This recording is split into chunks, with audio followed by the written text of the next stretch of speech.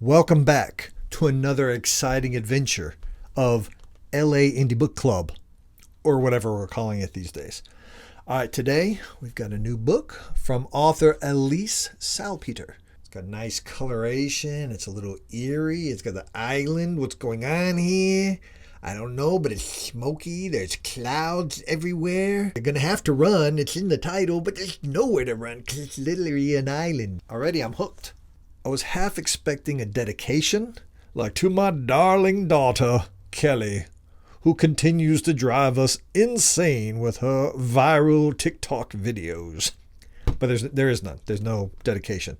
Now, what she does have, she has a tagline. The only way they'll survive is by taking things too far. Now, she also has a tagline on the front of the book. When survival comes at a cost. So it's kind of like a tagline within a tagline. Two taglines for the price of one. All right, let's read the back and see what we're all about. In the center of the ocean lies a dark secret.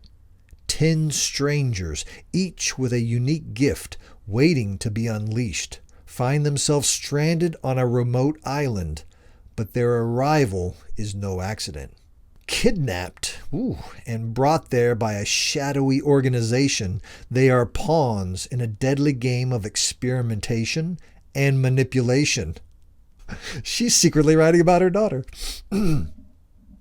Their captors believe they possess abilities unlike any seen before, powers that could change the course of humanity, and ones they can harness for their own evil purposes. In this supernatural thriller, where the line between reality and nightmare blurs, the 10 must confront their fears and fight for their lives. For on this island, nothing is as it seems, and their true enemy may be closer than they think. I'm sorry I'm laughing. I'm just thinking about, Kelly, the daughter, that swapped out condiments in the refrigerator and for something gross, like instead of ketchup it was something nasty, or instead of mayonnaise it was something nasty, and so this family, Elyse, was experimented on by her own daughter, and she's sitting there and I feel like there was a connection that happened when she's doing this. Like, what if I was on an island and my daughter was experimenting on me with my food and my condiments? Well, but better. This is much better. For on this island, nothing is as it seems, not even the condiments in the refrigerator, and the true enemy, Kelly, may be closer than they think. Nowhere to Run is a gripping tale of suspense, romance, and superhuman abilities, where survival is the ultimate test of strength. Great. They say you can't judge a book by a cover. We know better. This is good stuff here. I think I'm going to do 2 chapters because the first is like 2 pages. It's like very quick. And I do need my glasses. So, okay. Now we can see. Nowhere to Run, Chapter 1. Rachel. Mark, I'm fine. Please, it's rush hour, and I'll be commuting in public with 1,000 people around me. I promise I'll be fine. I kissed my husband on the lips, grabbed my cell phone, and left. Call me as soon as you get to the office. Unfortunately, that never happened. To listen to my story would be to bring everything back to one pivotal moment 3 years earlier. I was a 32-year-old Caucasian woman, married and living in New York City, the day I was kidnapped. My physical description wasn't that much different than 5,000 other females living within a 5-mile radius of me, but they weren't about to be abducted off a busy street in Midtown Manhattan.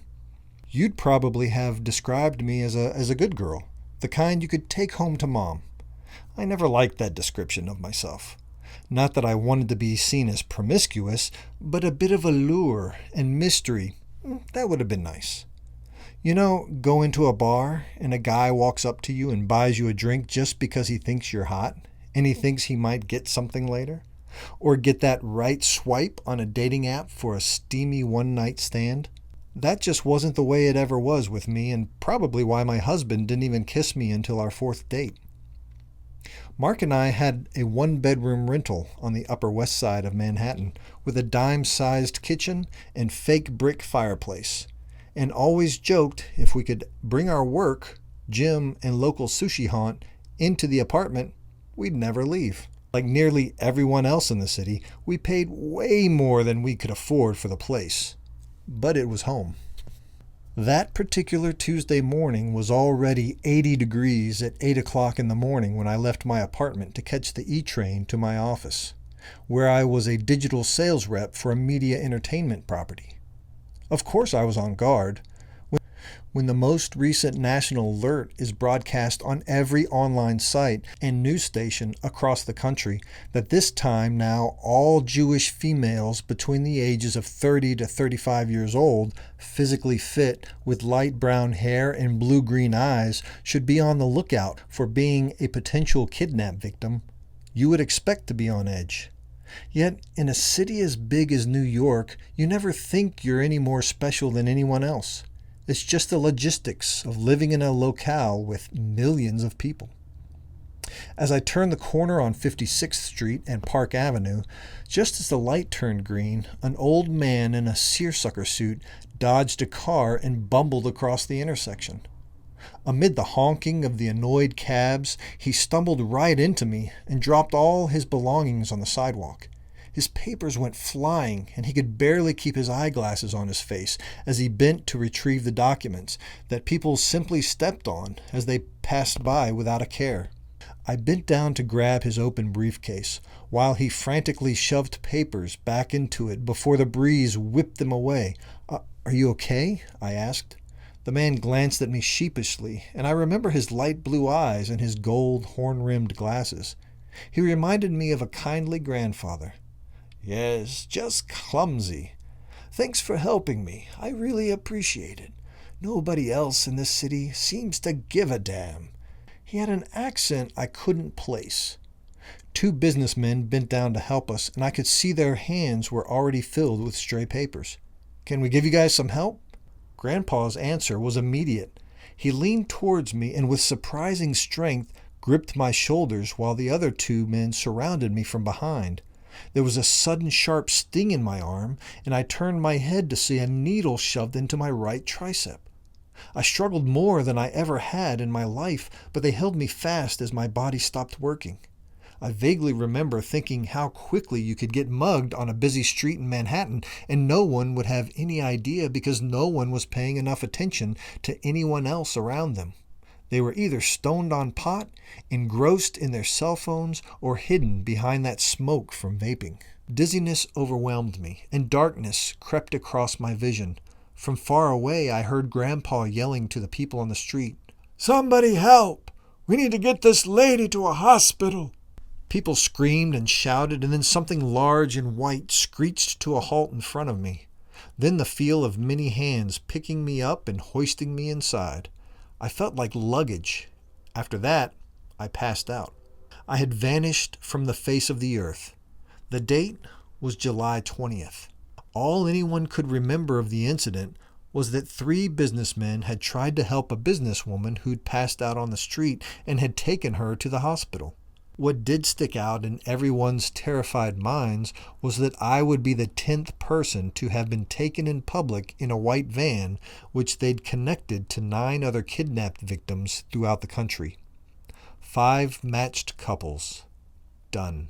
Done! Dun dun dun! Okay. Let's just dip our toe into chapter 2. What the hell?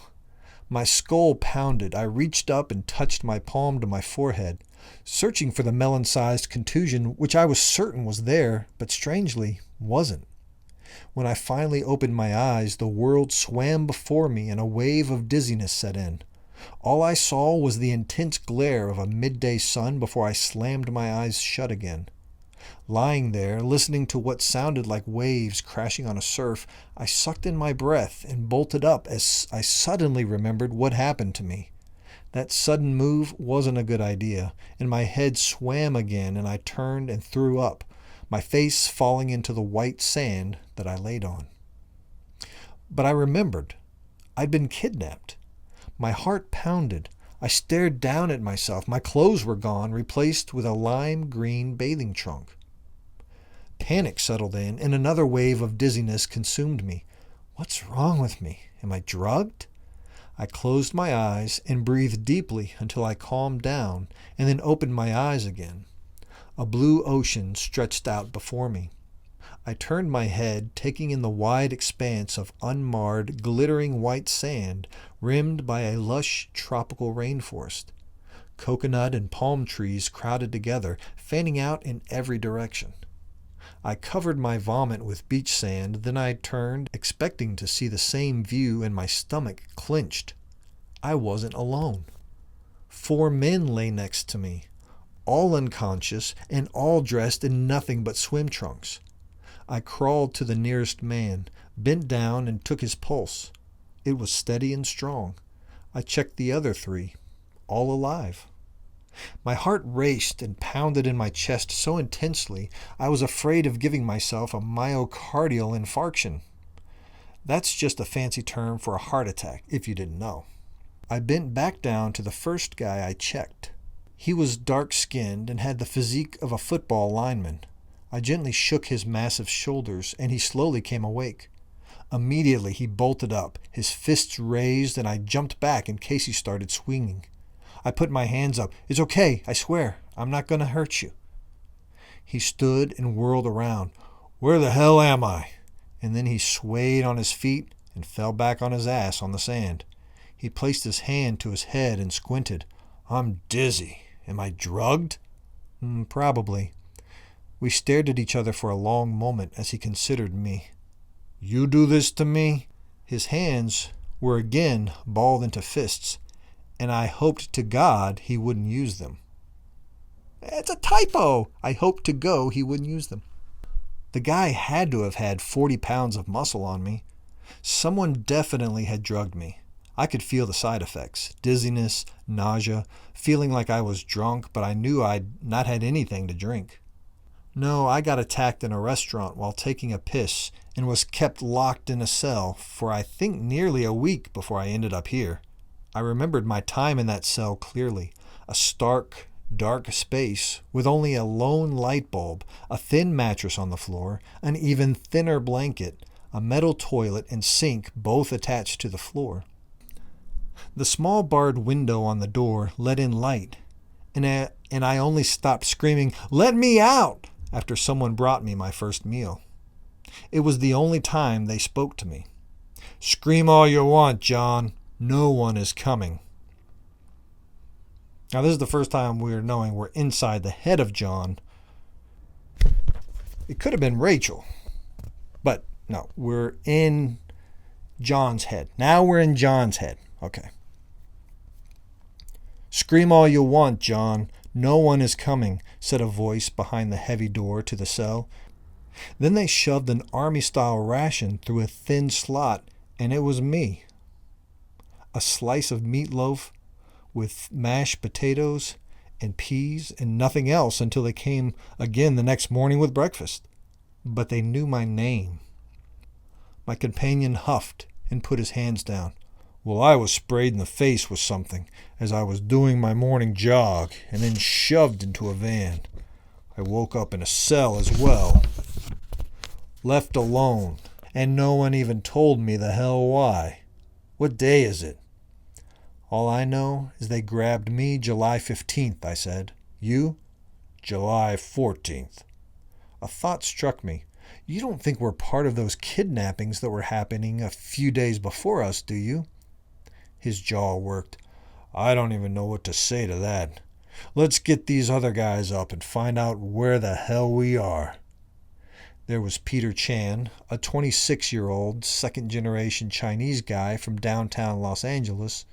He had been finishing up working in his dad's deli and was taking out the trash in the back in the store when some muggers accosted him. Within seconds, they had shoved him into a van and then knocked him out with a needle to the arm. He woke up in a cell where he'd been kept for nearly 2 weeks. Then there was Jose Consequelo, a 28-year-old Latino from Miami. The last thing he remembered was dancing at one of the hottest new clubs downtown with a really sweet babe at 2 in the morning. They'd had a lot to drink and were trying to go back to his place. As soon as he had gotten her to his car, a white van pulled up. 2 men jumped him from behind and dragged him inside. They tied him up and put a bag over his head, and that's the last thing he remembered until he woke up in a prison cell. He was kidnapped on July 12th. There was Chase Allen, a preppy, old-money, 24-year-old, blonde-haired grad student from San Diego who seemed to have a perpetually shocked look on his face that this had happened to him. Determined to make his own way, he'd left his family's home in Nantucket to lifeguard at the beach to make some extra money before his final year in law school. The last thing he remembered was racing to help a drowning man. Salt-of-the-earth type of kid. Next thing he knew, there were 3 men in the water with him, all dressed in full scuba gear. They dragged him under, and that's where his memory ended until he too woke up in a cell. He was kidnapped on July 13th. Derek was the first man I woke, a 33-year-old physical education teacher, 5th degree black belt in mixed martial arts, and a Marine from Texas. He'd been finishing a training run and was on mile 5 in front of an elementary school when a van pulled up beside him with the occupants asking for directions. When he moved towards them, someone took out a gun and pulled the trigger. Instead of a gunshot, a spray of fumes shot out, and in just a few short breaths, he fell to the ground. He'd been taken on July 14th and spent about a week, like me, in another cell. Then there was me, John Cohen. I'm a 34-year-old pediatric oncologist from Manhattan. My wife and I had been out to dinner, the first time in weeks that I'd finally had some downtime. We were having serious marital problems. We'd hoped we could ignore them for one night and see if we could have a meal without fighting. That didn't happen. Right after the second course, she started in on me about how many hours I was working and how many family functions I missed. The latest was a birthday party for a 1-year-old who lived 4 hours away, with parents whose political beliefs were opposite to mine, and proceeded to use every excruciating moment together to try to change my mind. With my wife having 5 brothers and sisters who all had children, you could just imagine how many family gatherings there were, and how many arguments. Family functions were not the joy everyone makes them out to be, and there were a lot of them. I simply couldn't make it to every single one, and frankly, I didn't want to. She wouldn't accept this, and after my 3rd Glenlivet, I stopped trying to get her to understand. I simply wasn't going to compromise my ethics by putting a little kid with leukemia on the side with some on-call intern so I could sit in one crowded dining room or another. Not when I could be checking on a patient going through their first rounds of chemo or radiation treatments. Or hell, just going to the gym or catching up on a show on a paid-for channel that everyone was talking about.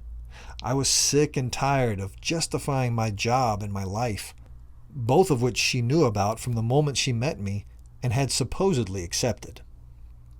After watching her eat dessert, which I knew she'd work off at the gym with her trainer the next morning while I did morning rounds, I swigged down an espresso to kill my buzz.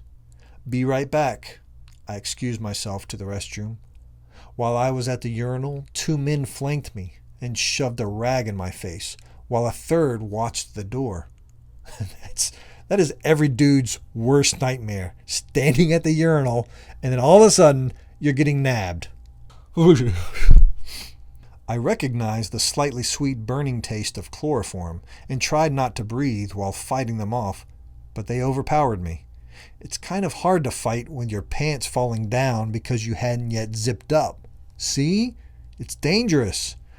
They took me down to the tiled floor. I knew I had just minutes before I would lose consciousness. If I didn't have respiratory failure or a cardiac arrhythmia before that, I fought them with all I had, but they just got the best of me. I remembered waking up at one point in the back of a van and seeing the startled expression on a guy's face. Caucasian, blonde, bright blue eyes, aquiline nose. Before I could wake up fully, He brought out a syringe and shot me full of drugs again. The next time I woke, I was in that prison cell. A week later, they forced me to drink something, and I woke up here, on the beach. Okay, so the chapter continues, but there's a break, a big break right there before we move to Jose.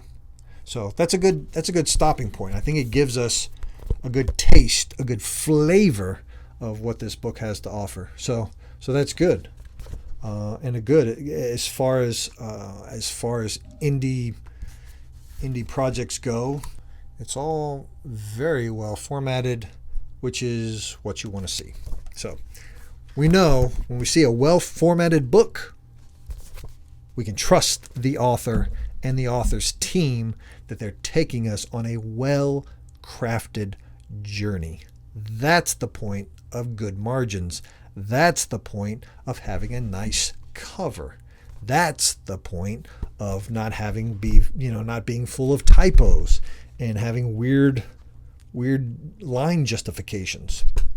That's the point of having a fantastic synopsis on the back of the book. All of this tells us that we are in very good hands with this author and her team. So, great.